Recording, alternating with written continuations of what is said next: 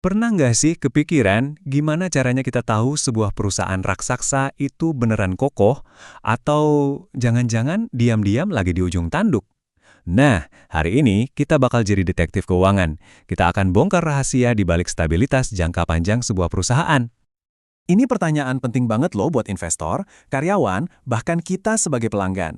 Dan buat jawab pertanyaan ini, kita nggak bisa asal tebak. Kita butuh alat, kita butuh petunjuk. Anggap aja analisis solvabilitas ini sebagai toolkit detektif keuangan kita. Oke, ini dia rencana main kita. Pertama, kita pahami dulu apa itu solvabilitas. Terus, kita bedah dua rasio paling penting yang sering dipakai para ahli. Setelah itu, kita akan lihat kenapa satu angka yang sama bisa berarti bagus buat satu perusahaan, tapi jelek buat yang lain. Dan terakhir, kita akan siapkan toolkit praktis yang bisa langsung Anda pakai. Siap? Yuk, mulai! Coba deh kita bayangin keuangan pribadi kita sejenak. Kalau amit-amit semua tagihan dan cicilan harus dibayar besok, kira-kira aset yang kita punya cukup nggak buat melunasi semuanya? Nah, konsep solvabilitas perusahaan itu ya persis kayak gitu.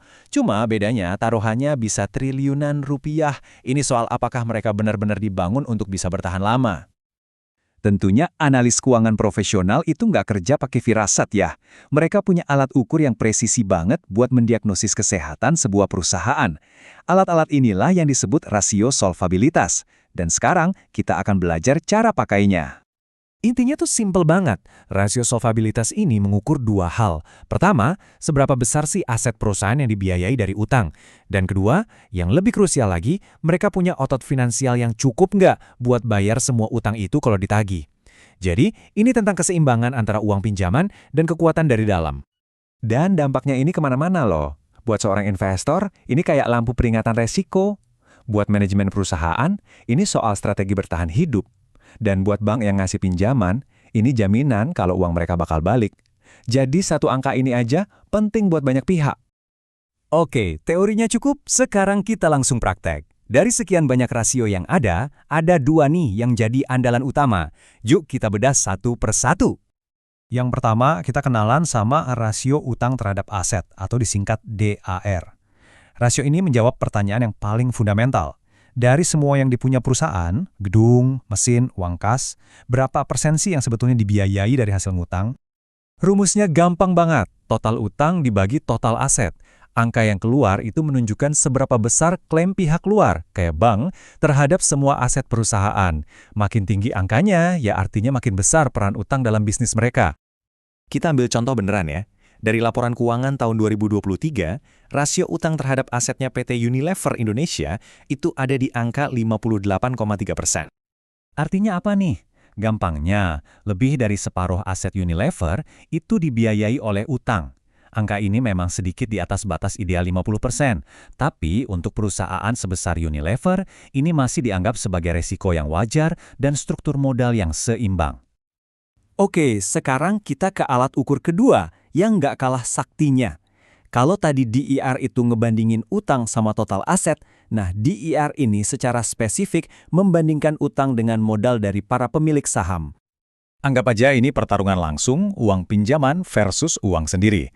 Kalau rasio ini di bawah 100%, artinya modal dari pemilik lebih besar daripada utangnya. Dan ini biasanya jadi sinyal yang positif banget soal kesehatan keuangan perusahaan. Yuk, kita lihat contoh kedua, PT Telkom Indonesia. Di tahun 2023, rasio utang terhadap ekuitas mereka tercatat sebesar 40,2%. Nah, ini ceritanya beda banget kan? Dengan angka cuma 40,2%, jauh di bawah batas aman 100%, ini nunjukin kalau Telkom itu sangat dominan pakai modal sendiri, bukan utang. Dari kacamata solvabilitas, posisi mereka ini kuat banget dan risikonya rendah. Oke, sekarang mungkin Anda mikir, oh gampang aja, angka rendah bagus, angka tinggi jelek. Eits, tunggu dulu. Disinilah pelajaran paling penting dalam analisis keuangan, konteks adalah segalanya. Lihat ya tabel ini. Bank Mandiri punya DER 780%. Wow, kalau angka ini ada di perusahaan manufaktur, investor bisa-bisa panik ya. Tapi buat bank ini normal. Kenapa? Ya karena bisnis bank itu kan meminjam uang dari nasabah yang dicatat sebagai utang, lalu dipinjamkan lagi buat cari untung. Coba bandingkan dengan Indofood yang angkanya jauh lebih rendah. Ini bukti nyata kalau kita nggak bisa bandingin apel sama jeruk. Jadi, ingat aturan emas ini ya, sebelum mengambil kesimpulan dari sebuah rasio, selalu tanya, dibandingkan dengan siapa? Membandingkan dengan rata-rata industrinya, itu bakal ngasih kita perspektif yang benar-benar berbeda. Oke, sekarang Anda udah paham konsep dasarnya dan juga pentingnya konteks. Yuk, kita lengkapi Anda dengan beberapa tips praktis, semacam toolkit buat memulai analisis Anda sendiri. Toolkit ini bantu kita buat bertanya lebih cerdas. Jadi jangan cuma lihat angka hari ini, tapi lihat trennya 3-5 tahun ke belakang. Naik, turun, atau stabil. Jangan cuma lihat satu perusahaan, bandingkan dengan pesaing utamanya. Dan yang paling penting, cari tahu ceritanya. Apakah utang ini dipakai buat bangun pabrik baru yang bakal hasilin untung, atau cuma buat nutupin kerugian? Jawabannya ada di sana. Pada akhirnya, ini semua soal keseimbangan. Rasio yang rendah itu artinya aman, tapi bisa jadi perusahaannya kehilangan peluang buat tumbuh lebih agresif. Sebaliknya, rasio yang tinggi bisa memacu pertumbuhan yang pesat, tapi risikonya juga jauh lebih besar kalau tiba-tiba ekonomi goyang. Nggak ada jawaban yang mutlak benar atau salah. Dan itulah inti dari semuanya.